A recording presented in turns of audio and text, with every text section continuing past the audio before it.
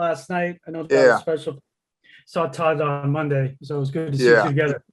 Great to If see you you. had you not played in Denver, I think all of us would agree you would have been a Hall of Famer. But when you look back on it now, how does that all kind of fit together in your mind when you look at they took the chance on you, obviously because of the neck injury, but now you live here. You for so many minutes you feel like you're a Broncos Hall of Famer, even though you spent the bulk of your career with the Colts. Can you just kind of explain how this piece all fit together in your career and how you ended up living here? Yeah, I mean, look, it's just your classic case of don't ever assume anything, and it's hard to kind of predict things too far in advance. And I certainly uh, wanted to play for the Indianapolis Colts my entire career because they were the team that drafted me. And I think every player should have that goal. It doesn't happen very much anymore, but I was fascinated by John Elway being only a Bronco, Dan Marino being only a Dolphin, Aikman, Cowboys. My dad drafted by New Orleans. Majority of his career lived in New Orleans. So that was my plan all along. And then just things changed. Things happened. I had an injury that just couldn't quite get it right. Caused me to have several surgeries and had to miss an entire season, which I can still remember.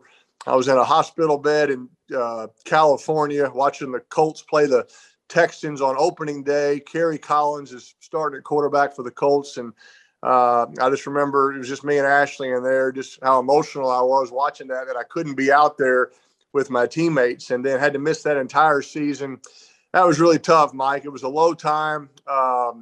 Ashley and I had kids, earlier that spring. Thank goodness. That was a blessing in disguise during a tough time. But, as we kind of got later in the season, realizing the Colts were going to certainly have a high pick, I kind of began to become aware that it might not be in the cards for me to still be in Indianapolis. They might be looking in a different direction, and that's what they did. And Denver they just welcomed me with open arms, Troy.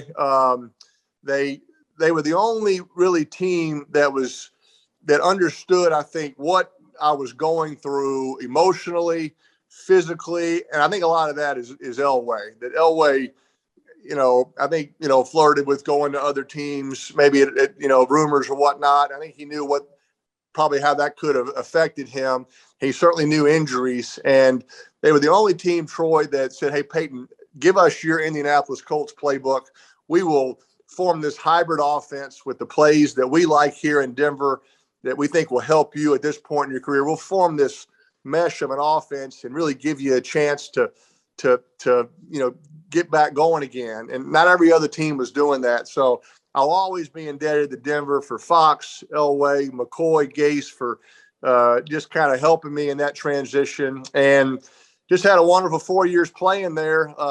Moving's a pain, Troy. That was a major ordeal to move a long time ago. I have a great relationship with Indianapolis and still very involved there in the community, just like I am in Knoxville and New Orleans. But you can only live in one place, and Denver has just been a great place to live. Really enjoyed being a part of the community, and really couldn't have made a better decision to go out there and play back in 2012.